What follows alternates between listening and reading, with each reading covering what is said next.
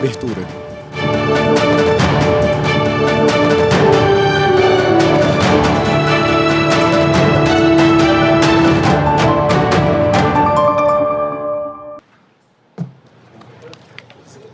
Ministros dirigem-se às suas cadeiras.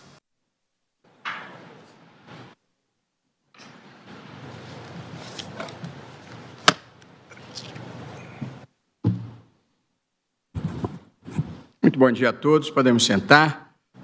Dou início a esta sessão extraordinária do plenário do Supremo Tribunal Federal. Peço à senhora secretária que faça a leitura da ata da sessão anterior. Ata da 9ª sessão extraordinária do plenário do Supremo Tribunal Federal, realizada em 10 de abril de 2025. Presidência do senhor ministro Luiz Roberto Barroso. Presentes à sessão os senhores ministros Carmen Lúcia, Dias Toffoli, Luiz Fux, Edson Fachin, Alexandre de Moraes, Carmen Lília, Nunes de Marques, pé. Assessora-chefe do plenário. Cristiano Zanin e Flávio Dino. Ausente, justificadamente, o senhor ministro Gilmar Mendes. Procurador-Geral da República, doutor Paulo Gustavo Gonet Branco e vice-procurador-geral eleitoral, doutor Alexandre Espinosa Bravo Barbosa. Abriu-se a sessão às 14h37, sendo lida e aprovada a ata da sessão anterior. Não havendo objeção quanto à ata, declaro aprovada. Apenas esclareço para quem não esteja ciente de que essa é uma sessão extraordinária que compensa a sessão da próxima quarta-feira, em razão do feriado de 1º de maio. Com a palavra, eminentes ministro Luiz Roberto Barroso, presidente do STF. Os ministros que participam por videoconferência, ministro Dias Toffoli, ministro Luiz Fux, cumprimento nosso procurador-geral da República, professor Paulo Gustavo Gonet Branco. Homem, pele clara, logo cabelos curtos, grisalhos, usa toga preta. Na verdade, chamo em conjunto uma série de processos para a continuidade de julgamento, são processos que tramitam em sigilo.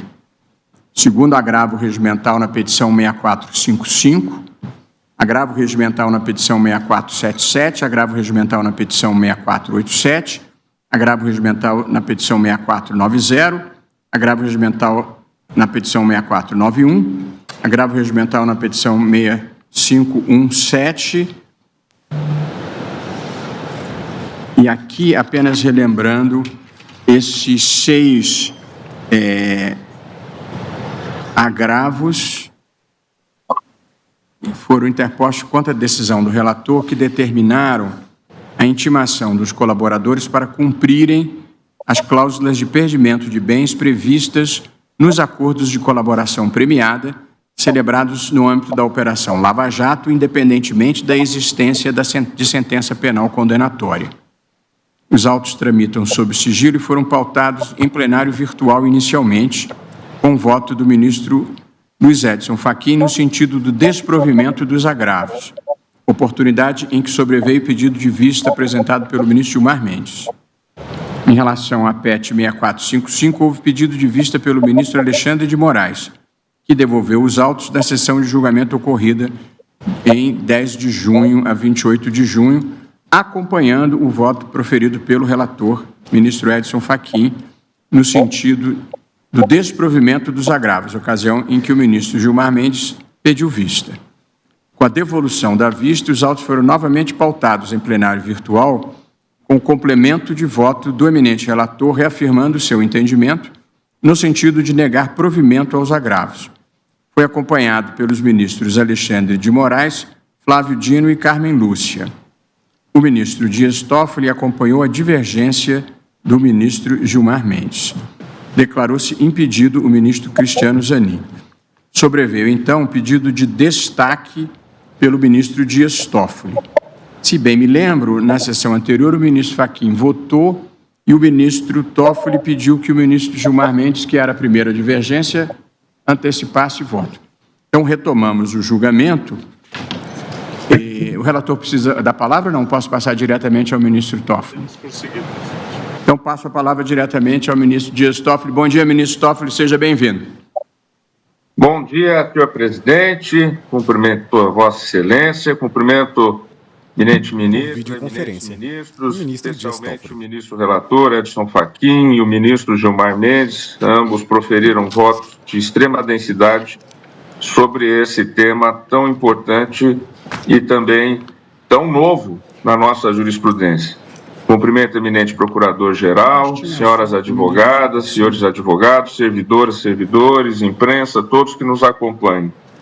Senhor presidente, quando há praticamente 10 anos atrás, eu relatei no plenário do Supremo o HC 127.483, que se tornou, na prática, um leading case sobre a natureza jurídica do acordo de colaboração premiada, e tive a honra de ter sido acompanhado à unanimidade, com votos que agregaram fundamentos vários, à linha por mim adotada e placitada pelo Pleno. Eu dizia já no início daquele julgamento que nós estávamos a tratar de um tema que ainda era muito novo no nosso ordenamento jurídico, o Instituto do Acordo da Colaboração Premiada. Não tinha ainda 2 anos que a Lei 12.850, de 2013, havia sido sancionada. Lei essa que depois, todos sabemos, em 2019, foi alterada pela 13.964. E aquele julgamento há 10 anos, então, eu já trazia esse introito no sentido de que esses temas deveriam ser mais amplamente debatidos por conta da sua natureza inovadora no nosso ordenamento e que ao longo dos anos, evidentemente, surgiriam, e já previa naquele julgamento, surgiriam ao longo do tempo novas questões a serem trazidas para o Pleno e para o Judiciário como um todo. Então, feita essa introdução, senhor presidente, que reitero, nós estamos aqui tratando de um instituto ainda com pouco mais de 10 anos de existência e de aplicação concreta, para dizer que cumprimento novamente os eminentes ministros que já votaram, especialmente o relator e o vistor na última sessão, e inicio o meu pronunciamento, então, exatamente no sentido de, com a devida vênia do eminente relator, desde logo adiantar que estarei acompanhando o eminente ministro vistor, ministro Gilmar Mendes, que foi aquele que abriu a divergência inaugural em relação ao posicionamento adotado pelo ministro Luiz Edson Fachin.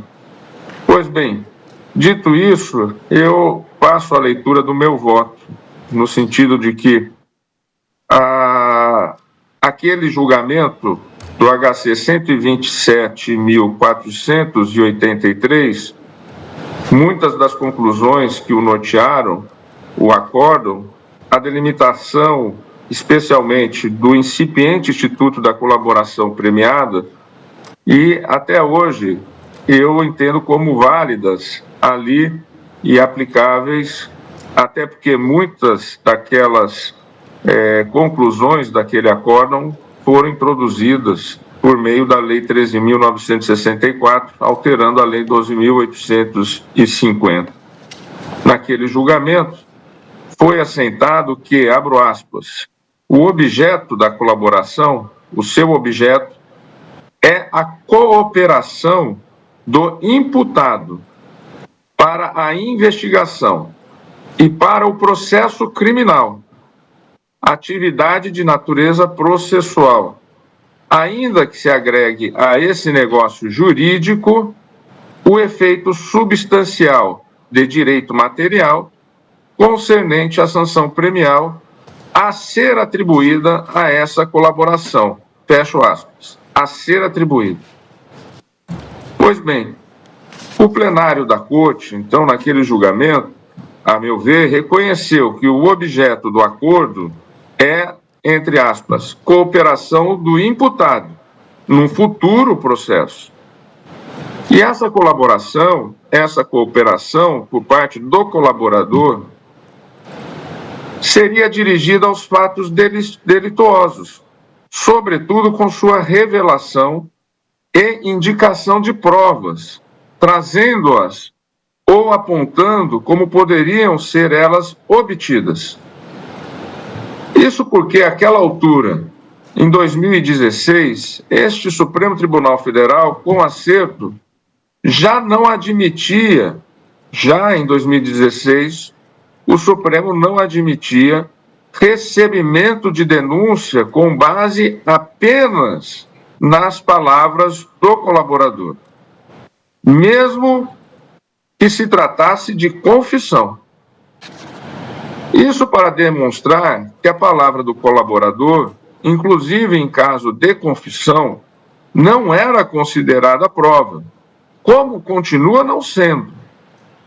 Tampouco era suficiente para a fase de recebimento de denúncia, como continua não sendo, que sabidamente é uma fase em que se exigem apenas elementos indiciários de autoria e materialidade. Pois bem, a questão central, o objeto, a finalidade do Instituto, pelo menos no Brasil, que não segue a tradição do plea bargain, mas se alinha à tradição romano-germânica, e isso foi muito bem apontado no voto trazido pelo ministro Gilmar Mendes, não vou aqui a repetir, por isso procurarei nesse voto agregar alguns elementos que eu entendo que eles são aderentes à postura e ao voto do ministro Gilmar Mendes, mas que traz também uma nova perspectiva com jurisprudência e com as decisões que foram sendo, ao longo desses anos, deste Instituto, tomadas por esta Suprema Corte. Pois bem, não seguimos a tradição do plea bargain, nos alinhamos à tradição romano-germânica. E a cooperação, então, ela é, para essa tradição romano-germânica e na nossa normatividade constitucional e legal, uma cooperação para o aparelhamento de um processo criminal formal. Ela é um meio de obtenção de prova, como já muitas vezes nós repetimos e definimos em diversos julgamentos.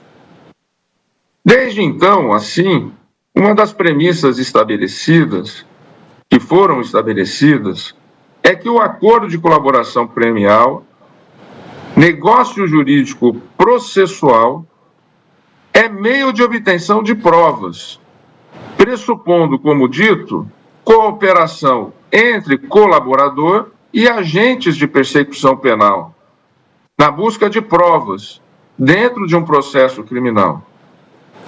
Não é ela um fim em si mesmo, tampouco prescinde da supervisão judicial, seja na etapa homologatória, nos termos dos parágrafos 6º e 7º do artigo 4º da Lei 12.850/2013, seja na etapa de verificação de seu cumprimento, quando é finalmente aferido o cumprimento de seus termos por ambas as partes envolvidas, para efeito de concessão dos benefícios acordados.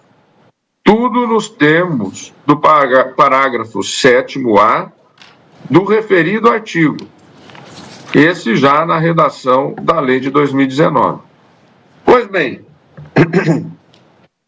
muito precisa a lembrança pelo ministro Vistor que, por ocasião da homologação daquele bloco imenso de acordos, dos quais estes que estamos aqui a analisar fizeram parte, a eminente ministra, então presidente, e em razão do infortúnio do nosso saudoso ministro Teori Zavascki, assumiu a análise da homologação desses acordos, ressalvou Sua Excelência, ministra Carmen Lúcia, exatamente a separação das etapas, quais sejam de homologação judicial e a etapa, outra, de aferimento, de aferição do cumprimento do acordo por ambas as partes.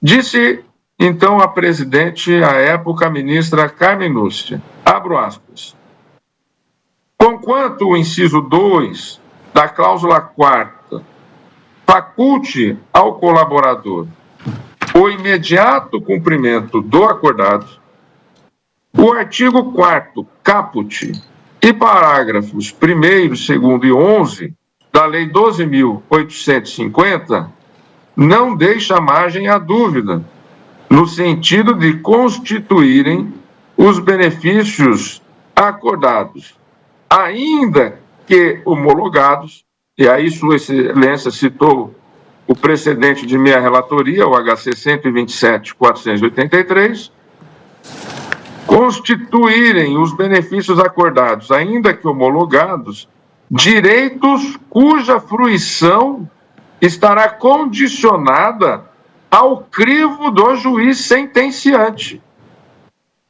Vejam como está no decisório de Sua Excelência, citando o HC 127.483 e os dispositivos da lei.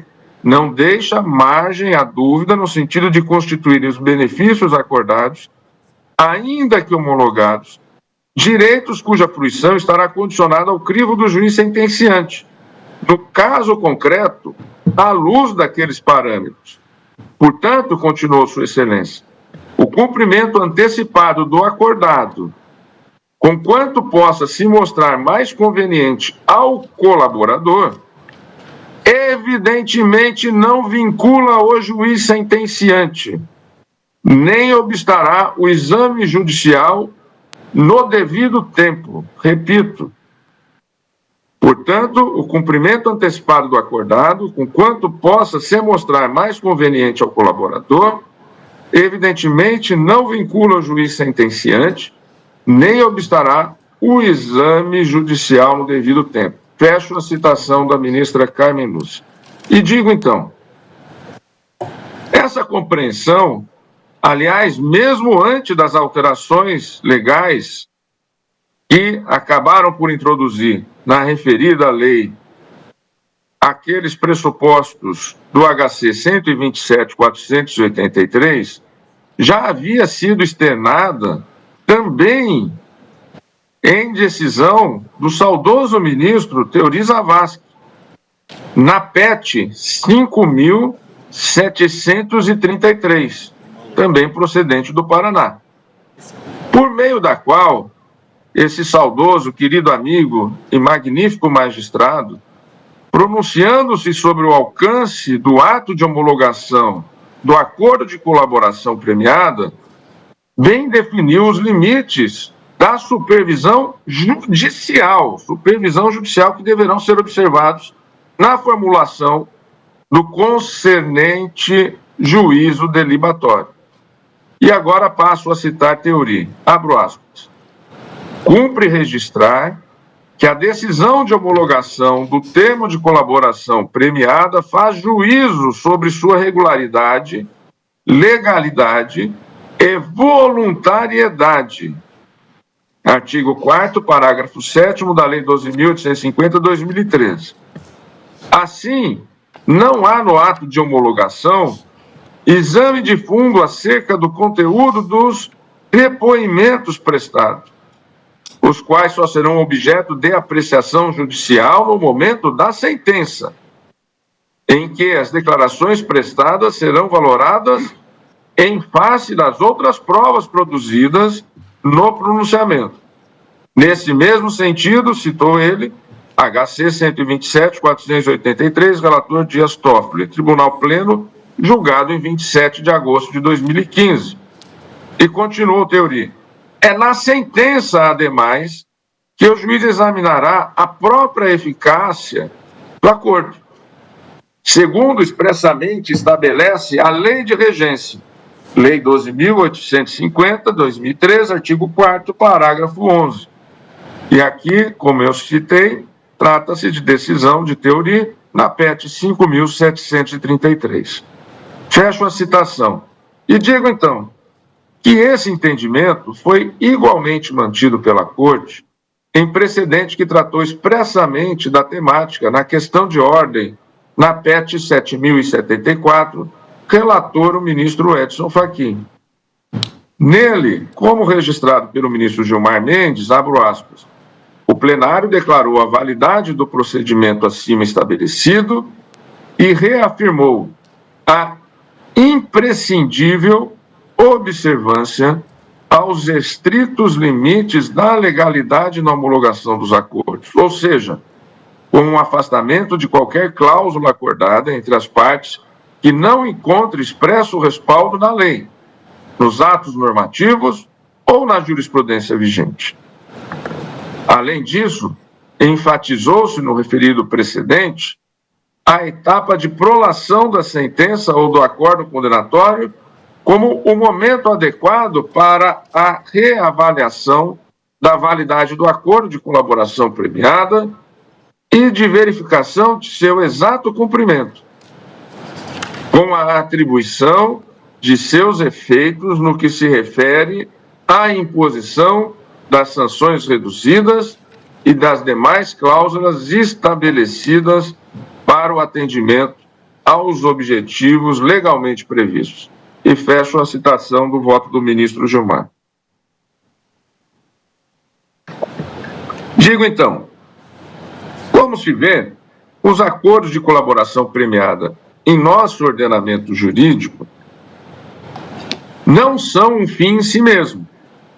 Na lei, tanto na redação inicial quanto na alterada pelo pacote anticrime, sempre foram elencados os resultados, quais sejam a identificação dos demais coautores e partícipes da organização criminosa e das infrações penais por eles praticadas.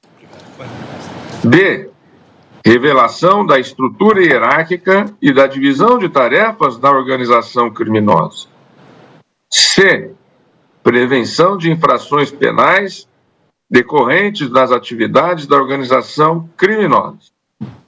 D. Recuperação total ou parcial do produto ou do proveito das infrações penais praticadas pela organização criminosa. E. Localização de eventual vítima com a sua integridade física preservada. Fecho aqui, então, a citação.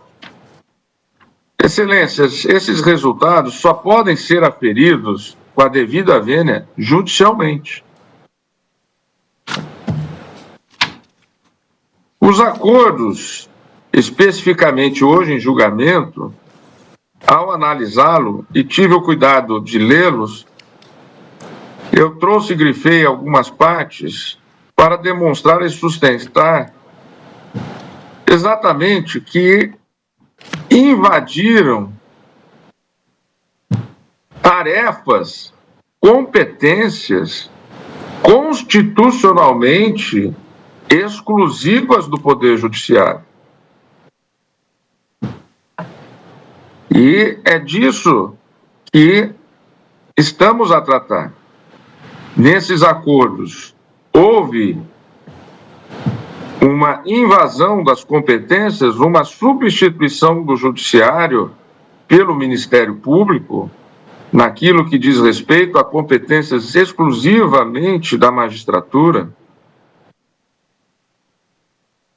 A propósito, a eminente ministra Carmen Lúcia, no ato de homologação do acordo, além da perspicaz advertência quanto à necessidade de um segundo crivo judicial, aí já sobre a avaliação do cumprimento dos seus termos, e não mais o juízo delibatório inicial, também registrou Sua Excelência o seguinte, abro aspas, quanto ao conteúdo das cláusulas acordadas, é certo que não cabe ao Judiciário outro juízo que não o da sua compatibilidade com o sistema normativo. Sob esse aspecto, o conjunto das cláusulas do acordo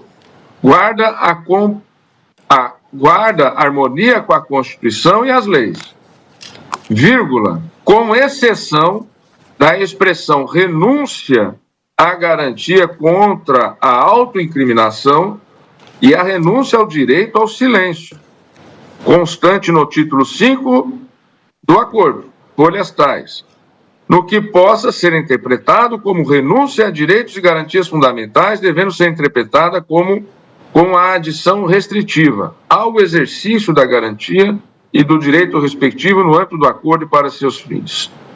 Pois bem, por mais que se expanda a justiça negocial e consensual no campo do direito penal, a nossa tradição, já bem lembrada no voto vista do ministro Gilmar Mendes, na sessão anterior de julgamento deste caso, romano-germânica, há balizas, há guarda-reios que nós não temos como ultrapassar. E esses limites são justamente aquele muito bem colocados por Sua Excelência no voto vista, os quais devemos relembrar sempre e sempre, porque se entrelaçam e se fundamentam mutuamente dentro de um sistema coeso e lógico e que vem fazendo parte da nossa jurisprudência histórica. E fala aqui especialmente da presunção de inocência, que ganhou densidade ao se pronunciar a necessidade do trânsito em julgado do processo judicial para a execução, imposição de sanção em matéria penal. Porque é no processo judicial que se observa as garantias constitucionais da ampla defesa do contraditório, da estrita legalidade, da reserva de jurisdição para medidas invasivas de privacidade e, especialmente, aqui no que concerne, individualização da pena, etc. E aqui trago as lições do ministro Celso de Mello, sempre lapidares.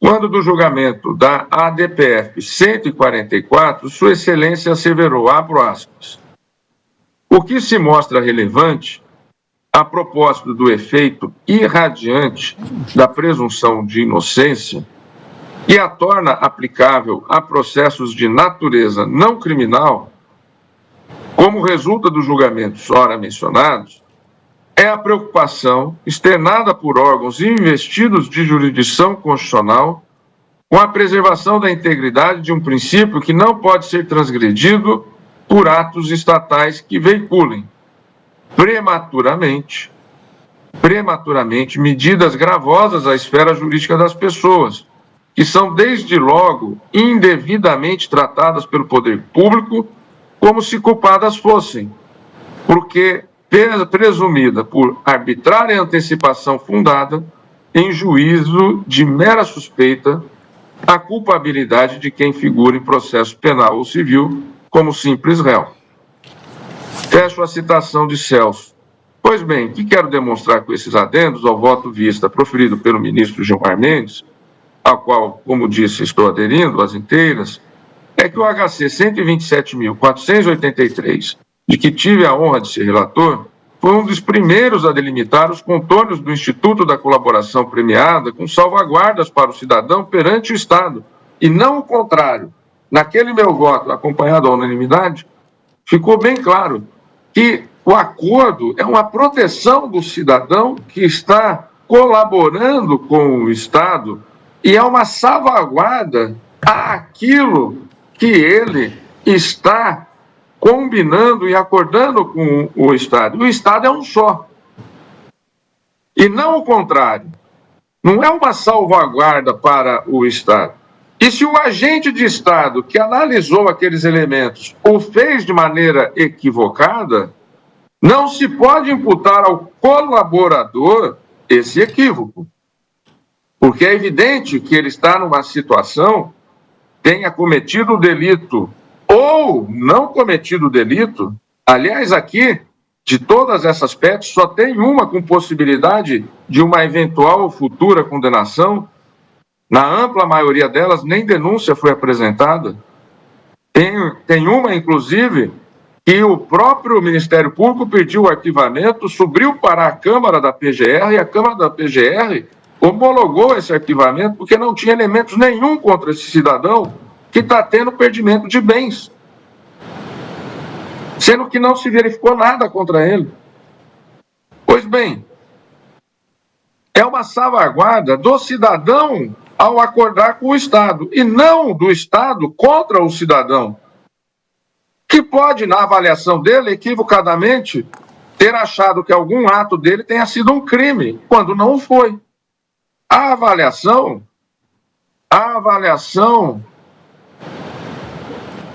que o agente público fez é que tem que ser vista como equivocada. não a do colaborador, não o contrário.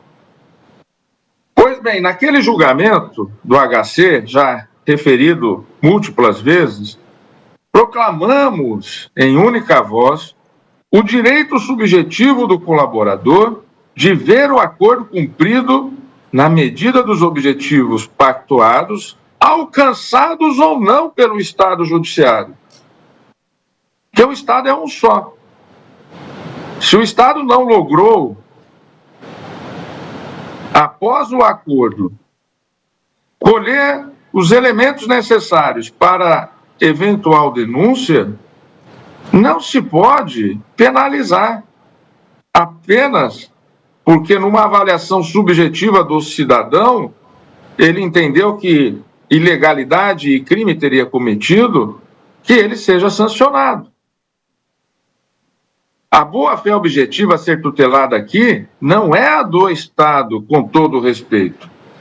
O Estado, em seu braço de persecução penal, depois de formular o acordo de colaboração premiada, deve dar prosseguimento ao processo, até para controle das provas que foram por meio dele obtidas e dos resultados efetivos, para além da recuperação do produto ou proveito de um crime com base apenas na palavra ou na confissão de um colaborador. Pois bem, com todo respeito, e já disse aqui um brilhante voto também, alentado voto proferido pelo eminente relator, peço as venas para não concordar com a premissa de, abro aspas, manutenção das bases objetivas do contrato, fecho aspas, e de que negar o recebimento antecipado dos valores fixados afrontaria a boa-fé objetiva do Ministério Público. Há uma, porque vejo com certa reserva a aplicação sem temperamentos dessa teoria das bases objetivas dos contratos aos acordos de colaboração premiada. E há duas, porque nas hipóteses dos autos, o que se tem em minha compreensão, ainda que se aplicasse essa teoria, é uma superalteração das bases objetivas do contrato. Por quê? Porque os colaboradores, quando aceitaram colaborar, confessaram aquilo que pensavam ser ilícitos. Aceitaram multas pecuniárias, supostamente correlatas a esses fatos, que foram todas estimadas pela força-tarefa, sem que depois tenha havido, até agora, nenhuma condenação. E, como disse, casos que houve arquivamento sem apresentação de denúncia. Repare-se o seguinte, a este ponto também considero crucial nos casos em apreço. O acordo previa pena privativa de liberdade não inferior a 12 anos. Vou ler de uma maneira resumida alguns termos. Abro aspas. Da proposta do Ministério Público Federal, cláusula 4.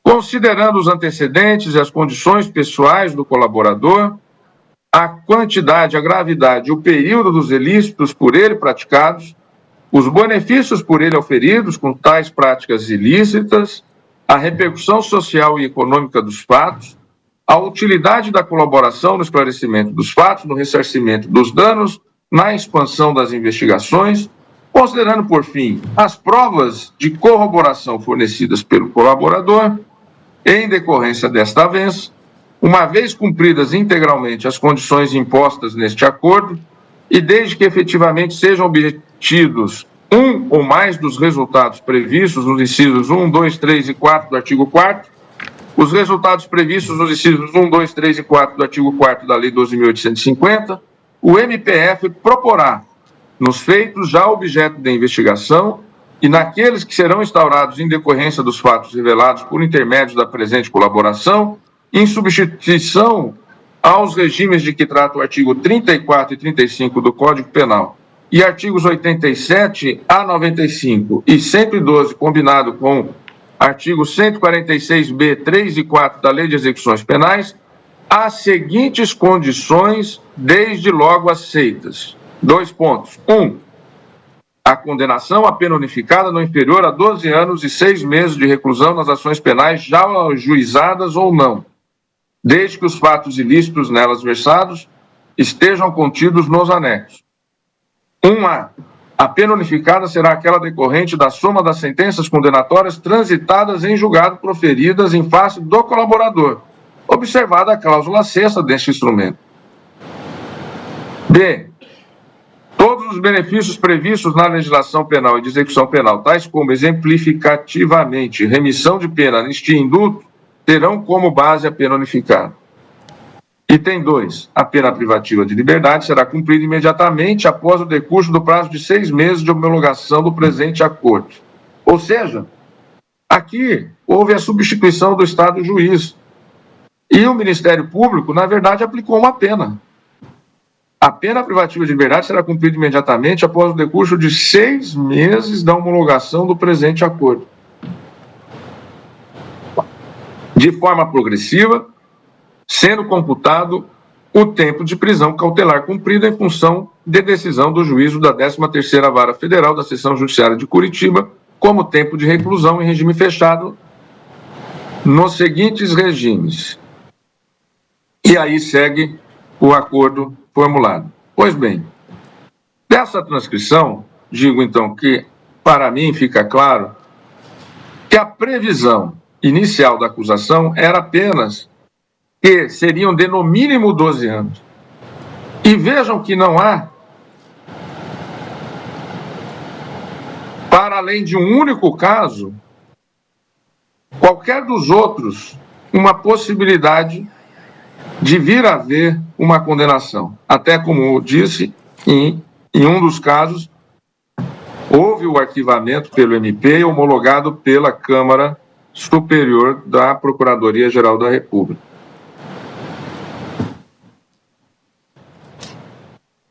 A base da negociação de penas era essa, de no mínimo 12 anos. Ora, daí a conclusão é clara de que não havia uma obrigação do MP, nem a previsão dele não denunciar. Estabelece e acorda uma pena e não tem denúncia. Mas era uma pena mínima de 12 anos. Logo, o fato de, na maioria dos casos, ora em julgamento, não haver denúncia, relaciona-se à falta de provas e indícios, e não de obrigação assumida de não denunciar. Repito, se não houve denúncia, não foi porque houve renúncia. Se não houve denúncia, não é porque houve renúncia por parte do Ministério Público. É porque não logrou aqueles fatos serem considerados ilícitos para que fundamentasse uma denúncia que, repito, em alguns casos aqui jamais houve.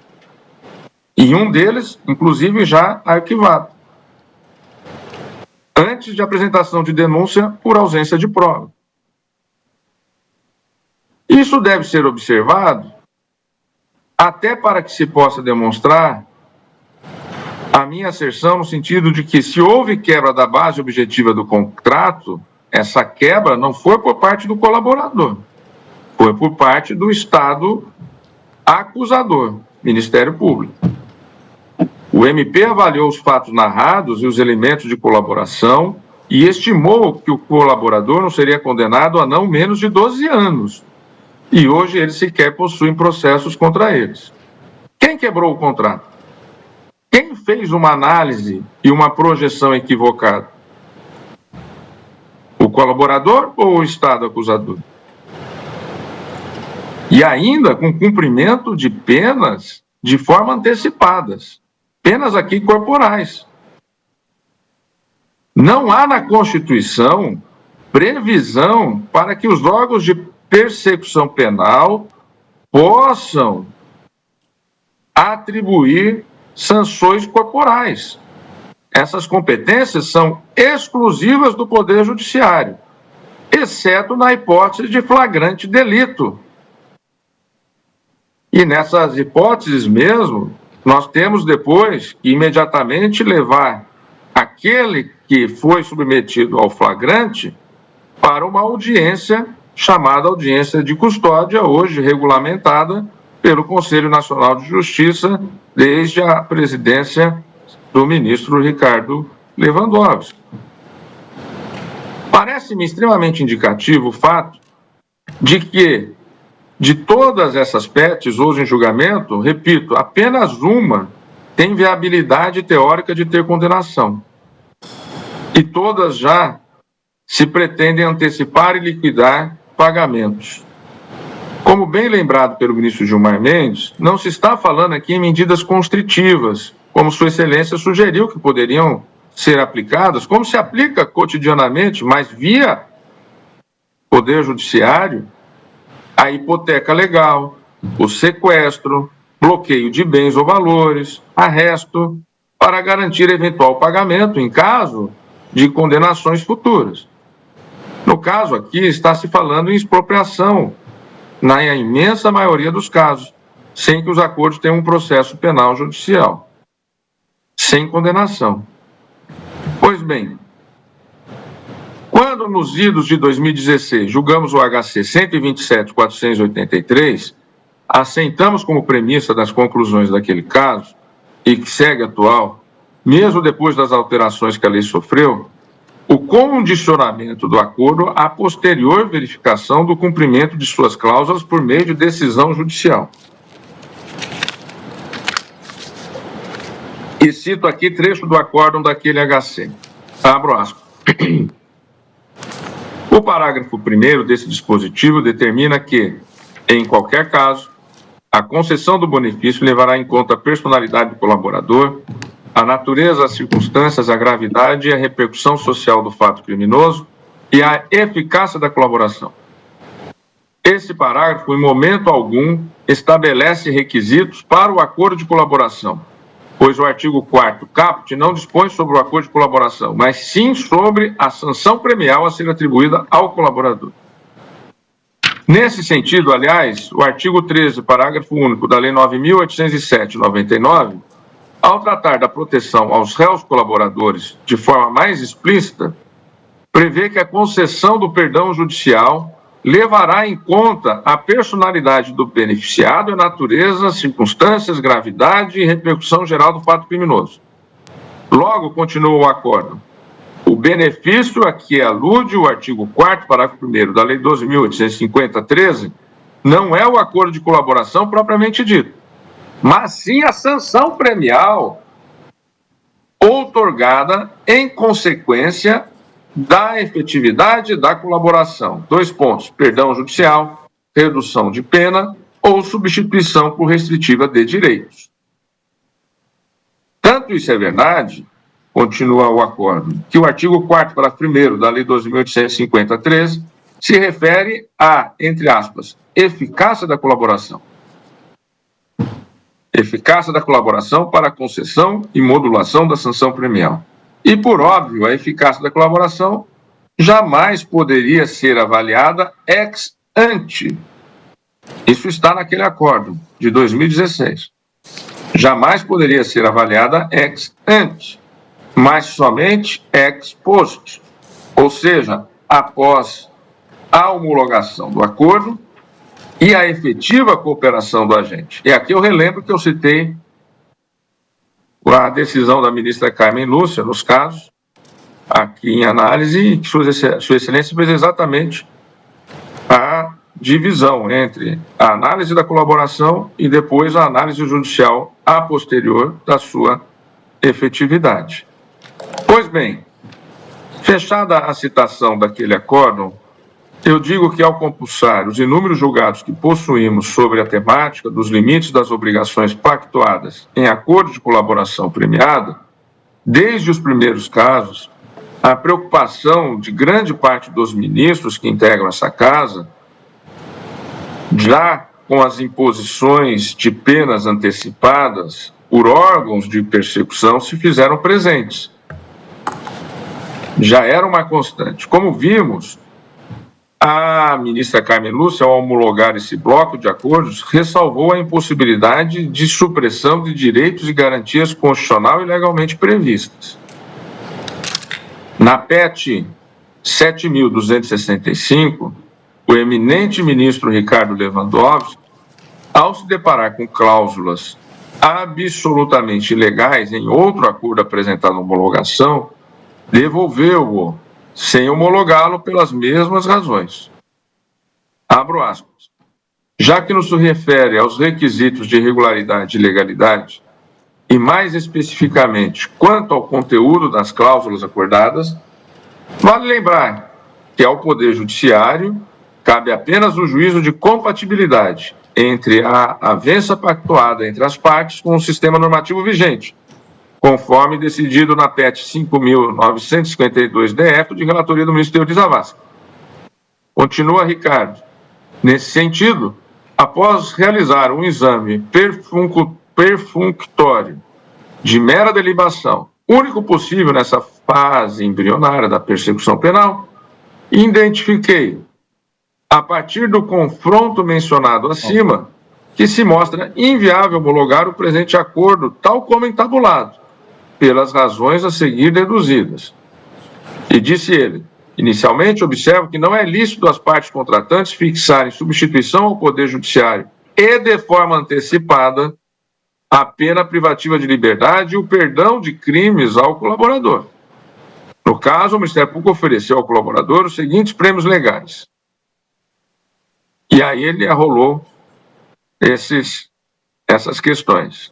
E prosseguiu mais à frente. No entanto, como é de conhecimento geral, o Poder Judiciário é que detém, por força de disposição constitucional, o monopólio da jurisdição, sendo certo que somente por meio de sentença penal condenatória, proferida por magistrado competente, afigura, se possível, fixar ou perdoar penas privativas de liberdade relativamente a qualquer jurisdicionado. Sublinhou Sua Excelência, sublinho, por oportuno, que a Lei 12.850/2013 confere ao juiz a faculdade de, a requerimento das partes, conceder o perdão judicial, reduzir em até 2/3 a pena privativa de liberdade ou substituí-la por restritiva de direitos daquele que tenha colaborado efetiva e voluntariamente com a investigação e com o processo criminal, desde que dessa colaboração advenha um ou mais dos resultados descritos nos incisos do artigo 4º do diploma legal em questão. E disse Sua Excelência ainda, saliento a propósito que a própria Constituição Federal estabelece que ninguém será privado da liberdade ou de seus bens sem o devido processo legal, assim como ninguém será preso senão em flagrante delito ou por ordem escrita e fundamentada de autoridade judiciária competente. Artigo 5º, 54 e 61 da Constituição Federal. E aí arrematou Sua Excelência. Continuo citando o Ricardo.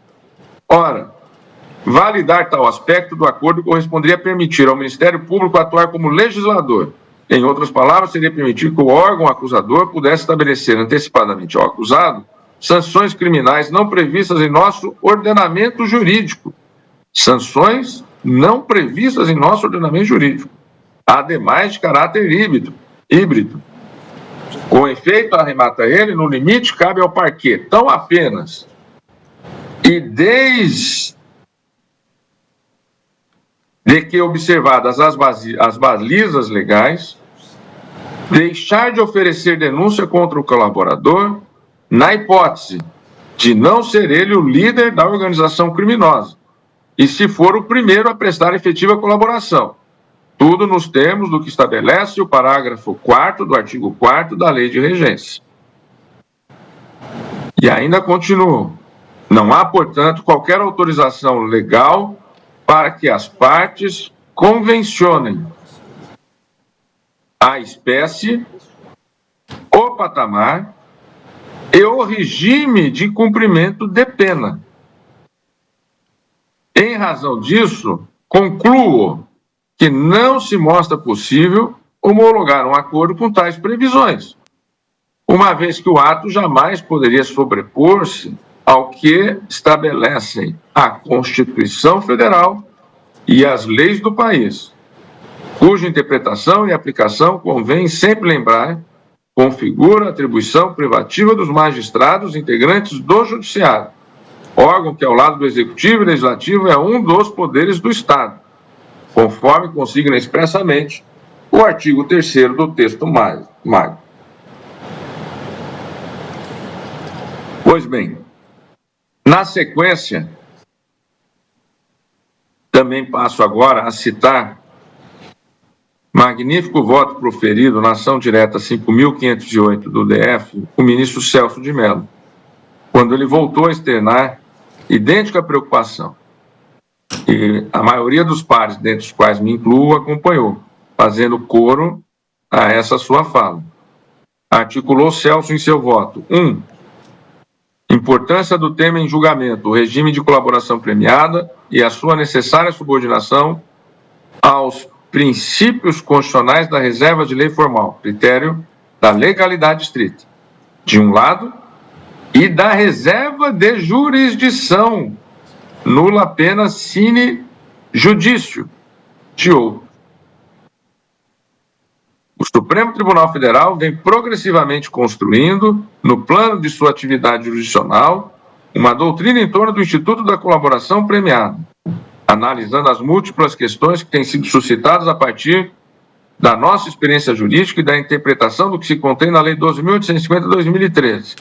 E continuou Celso: a extensão e a profundidade dos votos proferidos por ocasião deste julgamento e a excelência das sustentações orais revelam a complexidade da matéria e a delicadeza da controvérsia ora em exame. Na realidade, tantas têm sido as questões subjacentes ao Instituto da Colaboração Premiada que vale destacar, ao menos para o efeito de reflexão, as observações feitas em estudo pelos eminentes professores da Universidade de Coimbra, J.J. Gomes Canutiro e Nuno Brandão. Colaboração premiada e auxílio judiciário em matéria penal. A ordem pública como obstáculo à cooperação com a Operação Lava Jato. Página 23 e 24 é a citação que faz o ministro Celso da obra de Canutiro e Brandão, cuja análise da controvérsia jurídica instaurada em torno do regime de colaboração premiada levou-os a propor que, e aí Celso passa então a citar esses autores, sob aspas, a ser afirmada tal admissibilidade de utilização do Instituto da Colaboração Premiada só poderá sê-lo como uma solução excepcional para fazer face a problemas criminais excepcionais, pela sua gravidade e complexidade de investigação e estritamente subordinada a uma exigência de reserva de lei e aos princípios da proibição, do excesso e da intangibilidade do núcleo essencial dos direitos fundamentais. Terminou ele a subcitação e continuou o Celso. É importante ter presente na linha do que já decidiu. Em primoroso julgado, o eminente ministro Ricardo Lewandowski, 77265-DF, a observação desses ilustres professores da Universidade de Coimbra, que, de modo incisivo, advertiram, a propósito das cláusulas pactuadas no contexto do acordo de colaboração premiada, que elas hão de ajustar-se ao postulado constitucional da reserva de lei formal e ao princípio igualmente constitucional da reserva de jurisdição, pois as pactuações negociais, na realidade, não podem estabelecer em caráter inovador benefícios de ordem premial sequer previstos na Lei 12.850/2013, o que ofenderia o princípio da reserva de parlamento, nem impor, desde logo, medidas sancionatórias imediatamente resultantes do texto convencionado, o que transgrediria ante a indevida e anômala substituição do magistrado pelo representante do Ministério Público.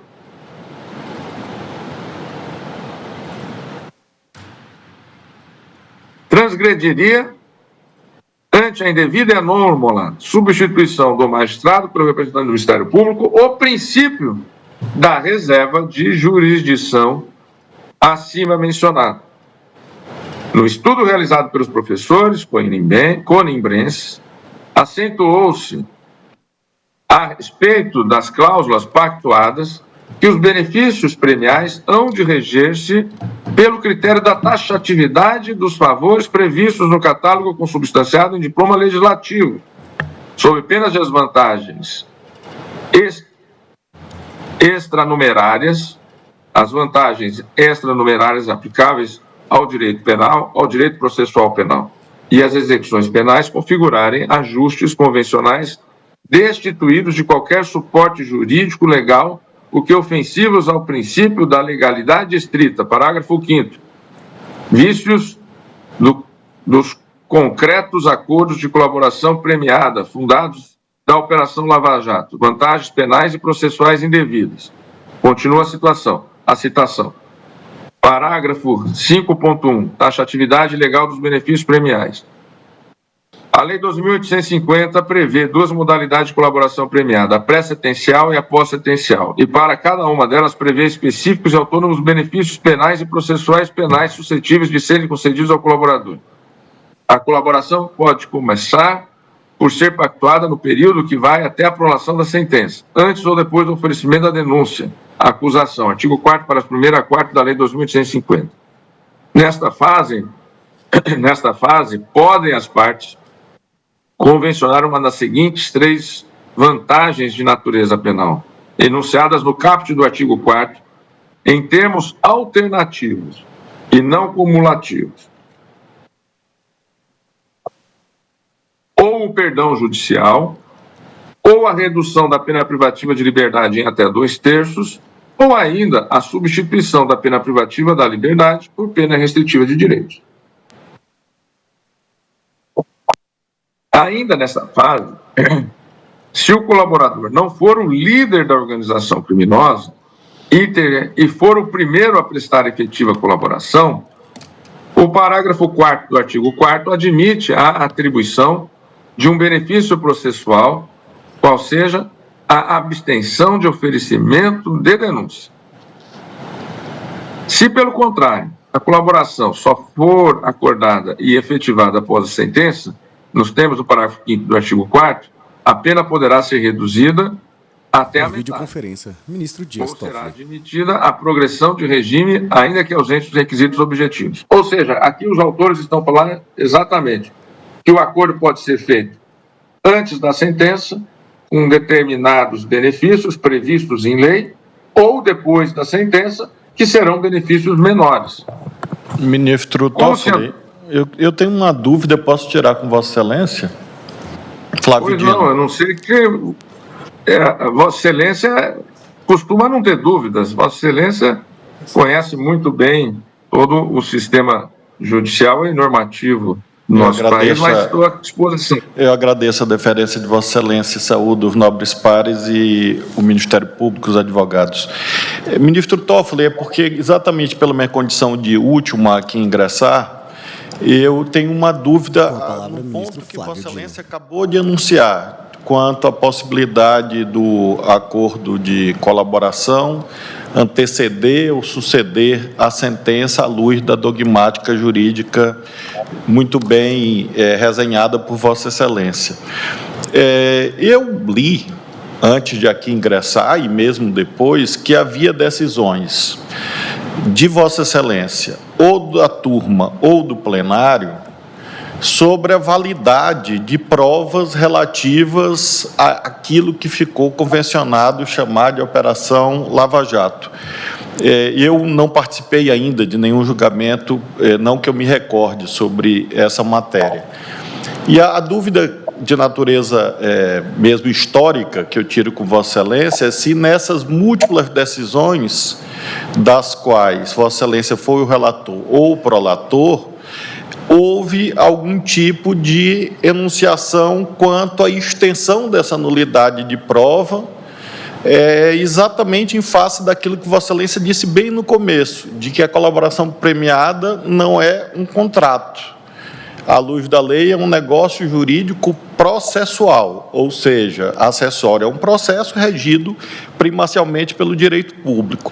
Então, eu queria tirar essa dúvida com Vossa Excelência, se em algum momento, ou Vossa Excelência, ou a turma, ou o plenário, apreciou a relação entre nulidade de prova e esses efeitos nesses acordos de colaboração, ou se Vossa Excelência considera que isso é uma questão irrelevante, porque eu cheguei por último, e essa é a razão da dúvida. Agradeço a Vossa Excelência. Agradeço a pergunta de Vossa Excelência, e essa corte já se deparou com várias situações, seja em plenário, seja nas turmas. Então, por exemplo, esse plenário já analisou questões relativas à suspeição, em determinados casos, do juiz que então conduzia a 13ª Vara de Curitiba. Depois houve decisão também relativas os efeitos dessa suspeição. Se essa suspeição, naqueles casos específicos, atingiria as provas já apresentadas ou não. Os casos que eu tenho atuado, em nenhum desses casos eu fui relator, mas em um deles eu votei em plenário.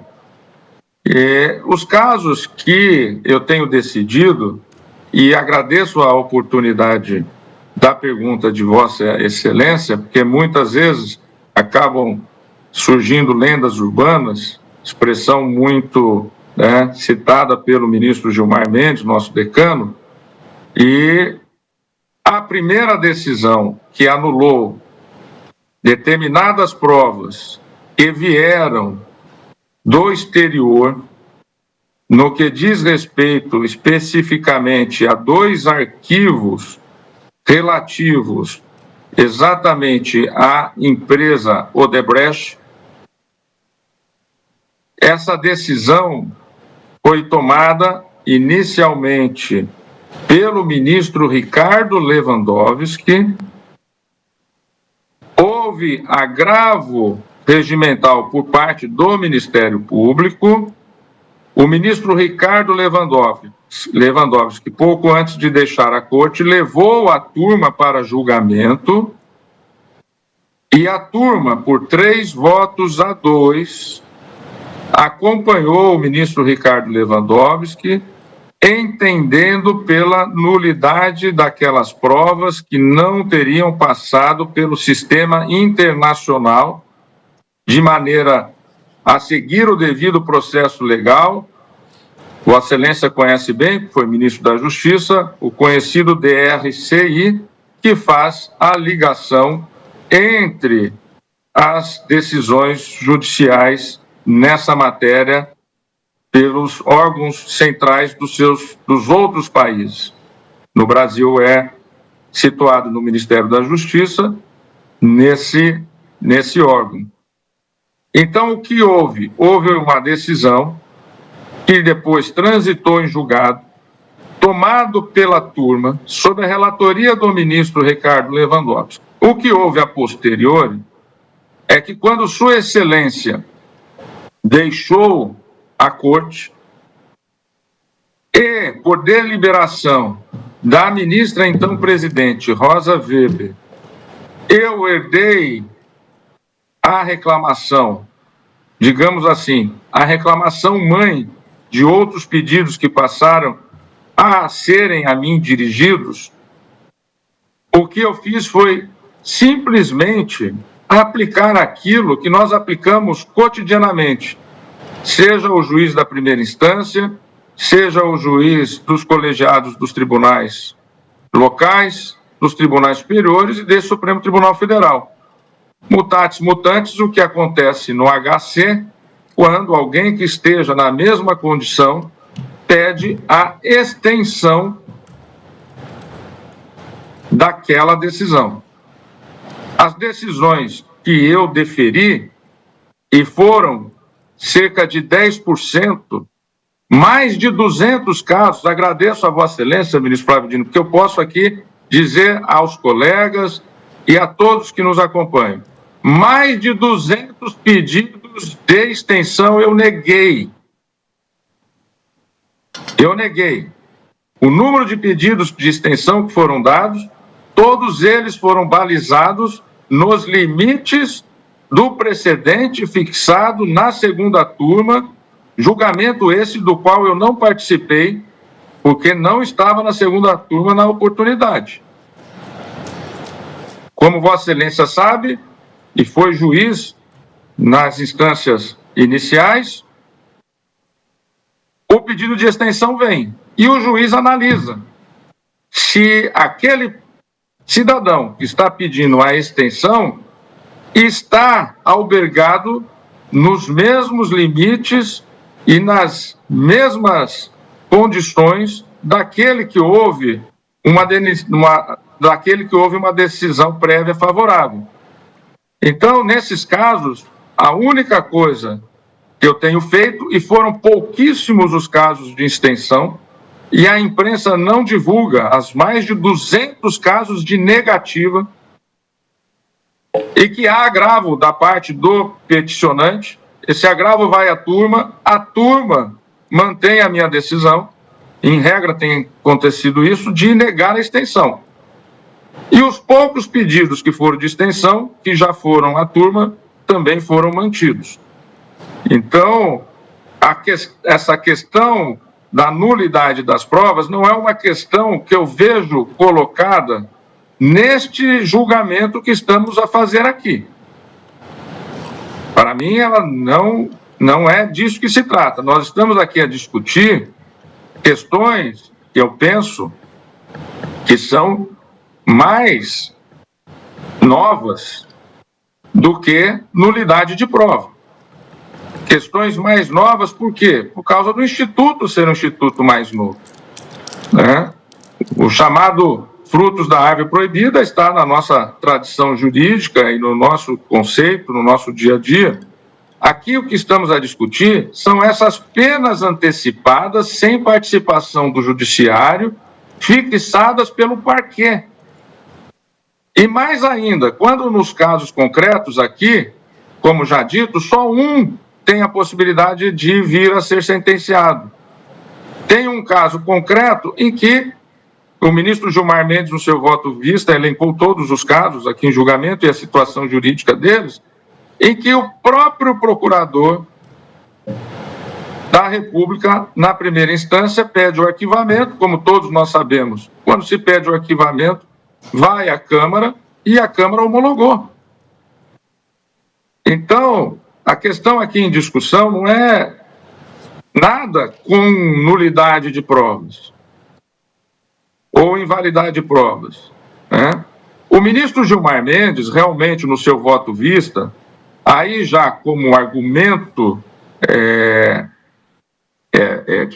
que não é o fundamento maior do voto dele, realmente na última sessão, quando Sua Excelência votou, ele criticou aquilo que ele pensa que não foi a voluntariedade do acordo. Mas essa é uma questão que eu não vejo aqui em julgamento. O que está aqui em julgamento, na minha ótica e no meu voto, é exatamente essa possibilidade do Ministério Público substituir o Estado juiz. Espero que eu possa ter sido útil ao esclarecimento de Vossa Excelência. Eu agradeço, ministro Toffoli, foi utilíssimo e eu apenas adiciono que a minha preocupação é, se o argumento de Vossa Excelência é que não pode haver pena antecipada porque não houve ação penal, o argumento lógico leva à seguinte situação: não houve nem poderá haver, porque o suporte probatório foi declarado nulo. Essa é a imbricação que eu vi, mas claro que eu vou continuar refletindo à luz do voto de Vossa Excelência. Muito obrigado. Obrigado, ministro Flávio Dino. Eu continuo, então, aqui o meu voto na parte em que eu estava fazendo a leitura de uma situação. Então, eu retomo: se, pelo contrário, a colaboração só for acordada e efetivada após a sentença, nos termos do parágrafo 5º do artigo 4º, a pena poderá ser reduzida até a metade, ou será admitida a progressão de regime, ainda que ausentes os requisitos objetivos. Como se antecipou o supra, todos esses benefícios estão rigorosamente subordinados aos ditames do princípio da legalidade criminal. Nisto vai implicada a taxatividade do catálogo legal dos benefícios que poderão ser atribuídos ao colaborador. Vantagens que não se encontrem legalmente previstas não podem ser prometidas e concedidas. Não se divisando no regime legal qualquer lacuna que careça de integração, será ainda inaceitável a outorga de privilégios extralegais com base em argumentos de identidade ou maioria de razão ou em analogia. Técnicas que, aliás, sempre seriam de reputar-se como inadmissíveis no meio de obtenção de prova que contende com direitos fundamentais de terceiros, como é o caso da colaboração premiada. Do princípio da legalidade resulta, de igual modo, uma proibição de combinação dos esquemas processuais desenhados na lei, que na prática redunde na criação jurisprudencial de soluções que não se ajustam aos modelos procedimentais cunhados legalmente. Mais grave, no plano da juridicidade, é a transmutação de acordos de colaboração em instrumentos normativos inovadores, préter e contra-lege, violando a reserva de lei do Parlamento na definição de crimes e de penas. Fecho essa citação e continuo dizendo, de outro lado, com igual procedência e correção, observa-se no estudo, que ora vem de referir, aqui o estudo que foi citado no voto do ministro Celso de Mello, que também fora citado num voto que Celso faz referência do ministro Ricardo Lewandowski. Então, aqui eu passo a continuar a leitura de Celso. De outro lado, e com igual procedência e correção, observa-se no estudo que ora vem de referir que o teor das determinadas cláusulas pactuadas nos acordos de colaboração premiada, como aquela, por exemplo, que determina que, abro aspas, o colaborador cumprirá imediatamente após a assinatura do presente acordo a pena privativa de liberdade no regime fechado, a que se refere o inciso 3 da presente cláusula, vulnera frontalmente o postulado constitucional da reserva de jurisdição, além de ferir o princípio da culpa, pois cláusulas como a que venho de mencionar transferem inconstitucionalmente para o Ministério Público, celebrante do acordo, o poder de definir a própria condenação criminal do agente colaborador, sem se falar na absurda situação de considerar-se culpado desde já, em razão da pactuação negocial, o colaborador interessado. E aí cita trecho do acordo. Sub aspas. Pena sine judicio e sine judice. 15.1. Acordo de colaboração premiada dotado de cláusulas estipuladoras de que o cumprimento da pena privativa da liberdade se inicia a partir da assinatura do acordo de colaboração e que o colaborador cumprirá imediatamente após a assinatura do presente acordo a pena privativa de liberdade em regime fechado são clamorosamente ilegais e inconstitucionais. O início de uma pena criminal, ainda mais por simples e direta determinação do Ministério Público, sem que haja uma sentença judicial que a decrete, configura uma autêntica aplicação de pena sine judicio e sine judice. Nada que, obviamente, se possa aceitar num Estado de Direito. A jusestadualidade que deve caracterizar a República Federativa do Brasil e comandar a ação de todos os seus órgãos, não consente que um réu sofra a execução de uma pena criminal sem um prévio e devido processo penal. Artigo 5º, 54 da Constituição Brasileira. Tal como não consente, por mor da reserva absoluta de jurisdição, dos tribunais em matéria de aplicação e execução de penas criminais, que uma decisão dessa natureza seja tomada por um órgão externo ao Poder Judiciário, como é o Ministério Público. Artigo 5º, 35 e 53 da Constituição Brasileira. Considerações que, naturalmente, valem por inteiro na ótica da ordem jurisdicional portuguesa, grifos acrescidos. E prossegue o ministro Celso. Irrecusável, desse modo, que o regime jurídico da colaboração premiada está necessário e estritamente subordinado ao que estabelece a Constituição da República, com especial e particular destaque para os princípios de extração constitucional concernentes tanto ao postulado da reserva de jurisdição quanto ao da reserva de lei em sentido formal. Ministério Público e Polícia Judiciária como instituições essenciais da República. Sabemos todos que a persecução penal, cuja instauração é justificada pela suposta prática de um ato criminoso, não se projeta nem se exterioriza com uma manifestação de absolutismo estatal ou de voluntarismo particular. Importante, por isso mesmo, não desconhecer que com a prática do ilícito penal, consoante acentua a doutrina, a reação da sociedade não é instintiva, arbitrária e irrefletida. Ela é ponderada, regulamentada, essencialmente judiciária. E aqui cita autores. Tudo a justificar o ponderado exame preliminar dos elementos de informação cuja presença revela-se capaz de dar consistência e de conferir verossimilhança às investigações e aos atos de persecução criminal em juízo, sob pena de atuação dos organismos estatais, Polícia Judiciária e Ministério Público, transformar-se em simples exercício burocrático de um poder gravíssimo que foi atribuído ao Estado. Dentro desse contexto, assume relevo indiscutível o encargo processual que incide sobre os órgãos incumbidos da persecução penal, pois, no âmbito de uma formação social organizada sob a égide do regime democrático, não se justifica a instauração de lides penais temerárias, sem qualquer base probatória mínima, o que exige do Ministério Público e da Polícia Judiciária a obtenção de elementos que se revelem capazes de informar, de modo idôneo e juridicamente apto, a autoria e a materialidade dos fatos delituosos, em ordem a que a acusação criminal não se transforme, como já advertiu o saudoso ministro Orozimbo Nonato, em pura criação mental da acusação. Em arremate, disse o ministro, a avaliação, portanto, da eficácia objetiva da colaboração para efeito de concessão de benefícios premiais permanece reservada nos termos do artigo 4º, parágrafo 11 da Lei 12.850 e em face da reserva constitucional de jurisdição ao julgamento final da causa pelo magistrado competente. Fecho a citação, pedindo licença pela extensa citação, mas que entendi de toda pertinente, especialmente aqui no caso concreto. Pois bem, com base nessas lições, necessidade de título condenatório para a reavaliação ou avaliação entre obrigações pactuadas pelas partes como tarefa do Judiciário, isso é atribuição constitucional do Judiciário.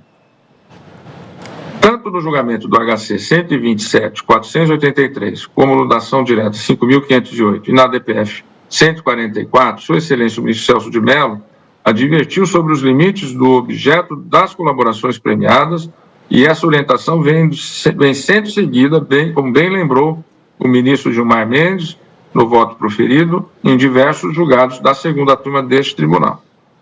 Como já referi a Lures, o recolhimento e pagamento de valores pactuados em acordo de colaboração premiada a título de perdimento de produto ou proveito do crime significa enriquecimento ilícito por parte do Estado, ao menos até que sejam cabal e definitivamente julgadas as ações penais que pesam contra determinados indivíduos, sem prejuízo, como também adiro ao voto proferido pelo ministro Gilmar Mendes, das medidas constritivas de sequestro, arresto, de bloqueio de bens, que só ia acontecer cotidianamente em todas as instâncias do Estado juiz em nosso país. Pois bem, e é previsto na Constituição, desde que proferidas pela magistratura. O dever de julgar e de estipular as penas, como visto a exaustão, é tarefa que a Constituição atribuiu ao Poder Judiciário e a ninguém mais. Nada mudou desde essas lições de Celso. A estimativa do dano causado, do proveito do produto do crime, feito unilateralmente, ainda mais de maneira como temos percebido pelo Ministério Público, não se pode revelar como sendo da sua competência, mesmo na hipótese do delito tenha efetivamente ocorrido. O que somente se saberá, segundo a nossa Constituição, após a instauração e conclusão de processo judicial, com todas as garantias que lhes são inerentes. Acompanho, portanto, com base em nossa jurisprudência histórica, as premissas gerais aplicáveis a todos os casos expostos no voto vista nos seguintes termos, que repito. E aqui vou pedir licença novamente, porque vou fazer aqui uma citação, mas que também entendo extremamente relevante, do voto já proferido aqui na sessão anterior de julgamento pelo ministro Gilmar Mendes. Disse Gilmar,